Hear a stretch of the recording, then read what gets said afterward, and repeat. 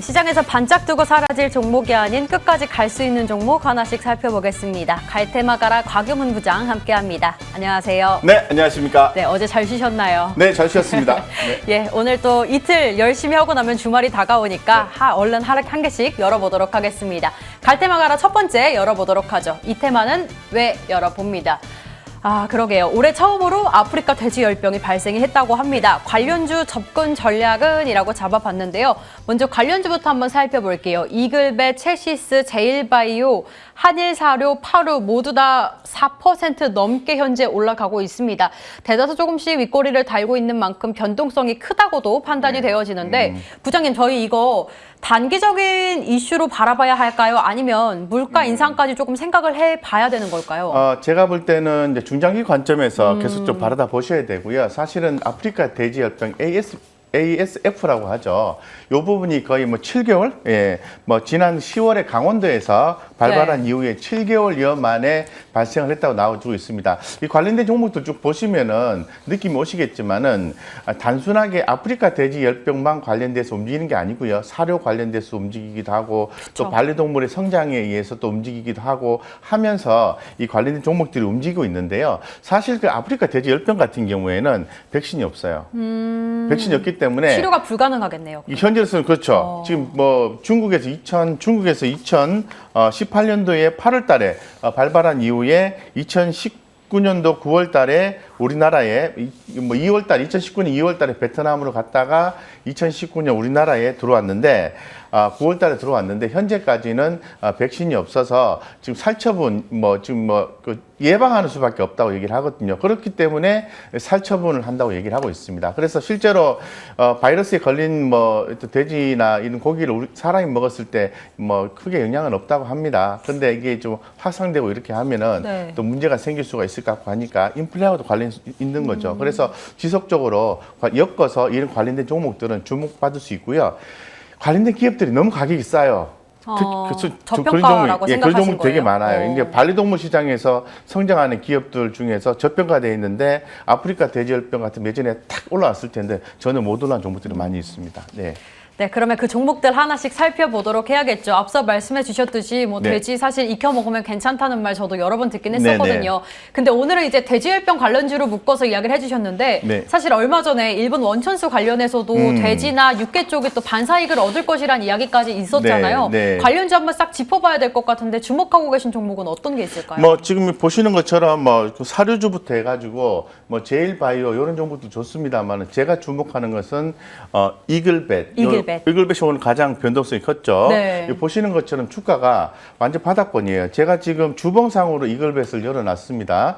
오늘 좀 강하게 올랐다가 약간 변동성이 좀 크게 나오는 것은 아무래도 주가가 일단 바닥이라는 거죠. 바닥의 인식이 좀 큰 상태에서 지금 약간 움직이고 있는데 이런 종목들 같은 경우에는 오늘 하루 변동성에 연연하지 마시고요. 좀 중장기적으로 탁탁탁탁 모아가시면은 제가 볼 때는 상당히 업사이드가 좀 많이 남았다고 말씀드리겠습니다. 그래서 최소한 제가 볼 때는 전고점 13,000원까지는 1차 목표가를 잡으시고 대응하신다면 되고요. 대신에 상당히 끈기 있게 대응하셔야 되고 이글벳 같은 경우에는 반려동물 시장, 사료 시장에 의해서 더욱더 성장성이 있는 그런 종목이에요. 지금 뿐만 아니라 모든 종목이 마찬가지겠지만 단순하게 아프리카 돼지 열병만 가지고 본다면은 매출 비중이 크지 않다고 말씀드리겠습니다. 그러면 다른 기업은 매출 비중이 크냐 하면은 그렇지도 않습니다. 그래서 이 아프리카 돼지 열병 관련해서는 소독 이런 용품이 필요한데 이런 부분은 조금 전체적으로 약하다고 말씀드릴게요. 그래서 조금 더 성장성이 붙어있는 사료라든가 반려동물 성장 이런 부분이 붙어있는 그런 기업 보는 게 좋겠죠. 지난번에 말씀드렸던 미래 생명 자원 이런 종목도 포함이 되겠죠. 네네. 그러면 짧게 얘기해서 아프리카 돼지열병은 그냥 오늘의 한 이벤트라고 생각을 하고 멀리 놓고 봤을 때 이글벳 같은 종목들은 사료 관련주로 해서도 그렇고 계속해서 성장 가능성이 있기 때문에 현재 주가가 8,500원, 9,000원 선인데 멀리 놓고 봤을 때 13,000원까지 이야기를 해주셨으니까요. 계속 관심 있게 지켜보시면서 대응하시면 될 것 같습니다. 이렇게 정리해보고요. 두 번째 곽 부장의 갈테마 한번 열어보도록 하겠습니다. 계속 오르는 반도체 가격, 삼성, SK 하이닉스, 슈퍼사이클 제대로 탈 수 있을까라고 잡아주셨습니다. 그러게요. 디램 가격이 4월 달에 또 한 번 올라갔다고 하더라고요. 그런데 최근 보면 오늘도 그렇죠. 나스닥 쪽에서도 계속 기술주가 급락을 하고 있었고 국내에서도 반도체 대형주들이 최근은 좀 힘을 못 쓰지 않나 싶어서 이제는 또 한 번 슈퍼사이클이 왔다고 판단을 해도 되는지 궁금합니다. 오늘도 삼성전자는 0.7% 하락, SK하이닉스도 2% 가깝게 빠지고 있습니다. 네.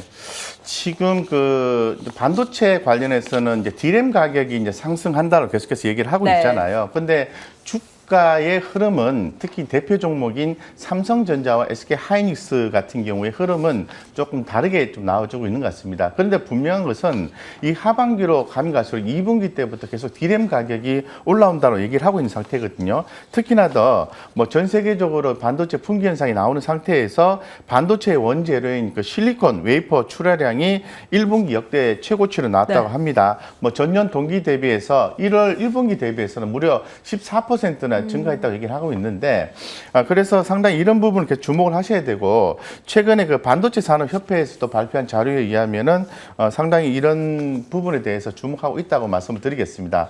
자, 그렇다면은 관심은 당연히 가져야 되는데 주가는 좀 움직임이 약한 거죠. 근데 실제로 보시면요. 이 삼성전자, SK하이닉스의 주가가 좀 다소 좀 약할 뿐이지 실제로 이제 계속해서 강조드렸던 반도체 그 전공정, 후공정의 장비주들 같은 경우는 다른 요인에 의해서도 계속해서 올라가고 있어요. 그것도 정말 궁금한데 저희 그럼 먼저 대형주 중에서 주목해볼 만한 종목부터 한번 짚어볼게요. 가장 뭐 어떤 스탠다드하게 보셔야 될 건 삼성전자겠죠. 네, 역시나 삼성전자였습니다. 삼성전자를 기본적으로 보시고 이제 다른 종목을 또 보시는 게 좋을 것 같은데요. 삼성전자가 지금 뭐 81,900원, 82,000원 정도 하고 있어요. 그래서 제가 뭐 주봉상으로 좀 차트를 열어놨는데요. 이제 21선을 맞닥뜨린 상태에서 주가가 아랫방향으로 조금 힘을 주는 듯한 느낌을 연출해주고 있는 그런 상황입니다. 하지만 삼성전자는 최근에 그 시장에서의 분위기가 어떻게 전개가 되고 있냐면 서서히 관심을 좀 강하게 가져야 된다라는 얘기를 많이 하고 있는 상태예요. 따라서 삼성전자는 가격 조정 시마다 모아가는 전략을 취한다면은 하반기로 갈수록 좋은 성과를 볼 수 있다고 볼 수 있을 것 같고요. 특히나 더 올해 같은 경우에는 뭐 디스플레이 부분과 IM과 그 CE 사업부의 성장성보다는 반도체 사업부가 전년 전분기 대비해서 또 요번에 또 크게 또 증가한다고 하니까 삼성전자는 좀 보수적 관점에서 보시더라도 투자를 하신 분이라 하더라도 중장기로 아주 끌고 가시는 전략이 중요합니다. 긍정적으로 보셔도 좋을 것 같습니다. 네, 삼성전자 역시나 장기적으로 계속 모아가는 전략 세워주셨고 반면에 방금 말씀해 주셨던 실리콘 웨이퍼 출하량이 뭐 역대 최고였다 이야기를 해주셨죠.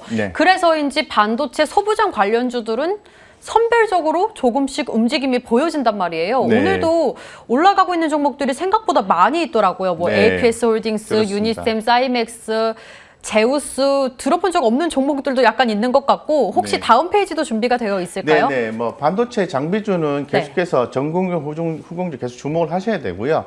오늘 제가 좀 그 관심을 좀 말씀을 보이는 종목은 하나마이크론을 말씀드리겠습니다. 이 하나마이크론을 제가 이제 주목하는 이유는 이 삼성전자가 이제 메모리, 비메모리 이 사업 다각화를 계속해서 추진하고 있는 거죠. 그래서 이 양쪽 다 수혜를 입을 수 있는 기업이 그렇게 많지가 않다고 얘기를 해요. 그런데 하나마이크론 같은 경우는 양쪽 다 수혜를 입을 수 있는 가장 뭐 수혜가 큰 종목으로 얘기를 하고 있는 상태입니다. 그래서 주가 흐름도 지금 뭐 주봉을 제가 역시 열어놨는데요. 주봉을 열어놓은 이유는 최근에 시장이 좀 약해서 좀 중장기 관점에서 보시라는 취지에서 주봉을 보고 있는데 여전히 지지를 받고 주가가 이제 우상향 패턴이 나올 가능성이 있고요. 이 하나마이크론 같은 경우에는 상당히 저평가되어 있는 걸로 판단이 되고 있습니다. 하나 머티리얼즈의 지분 가치를 제외하고라도 상당히 저평가되어 있는 걸로 보고 있기 때문에 하나마이크론은 뭐 조정 시마다 모아가는 전략을 취한다면은 제가 볼 때는 큰 무리 없이 큰 수익을 좀 볼 수 있는 종목으로 판단하고요. 현재 가격이 14,700원이잖아요. 제가 볼 때는 뭐 지금 가격이 굉장히 상방의 에너지가 강하게 작용하는 건 아니에요. 아닌데 오늘 종가 기준에서 14,000 한 800원 이상 안착이 되면은 상방향으로 강하게 주가가 올라갈 가능성도 있다라고 염두에 두실 필요가 있다고 말씀드리겠습니다. 네, 이렇게 하나 마이크론까지 살펴봤습니다. 오늘 종가 기준 14,800원이 유지된다면 상승 가능성 굉장히 높다라는 이야기까지 정리해드리면서 여기서 인사드리도록 하겠습니다. 갈테마가라 곽영훈 부장과 함께했고요. 이슈앤뷰도 여기서 인사드릴게요. 이어지는 머니투데이 방송도 끝까지 함께해주시고 식사도 맛있게 하시길 바랄게요. 저희는 여기서 인사드립니다. 함께해주신 여러분 고맙습니다.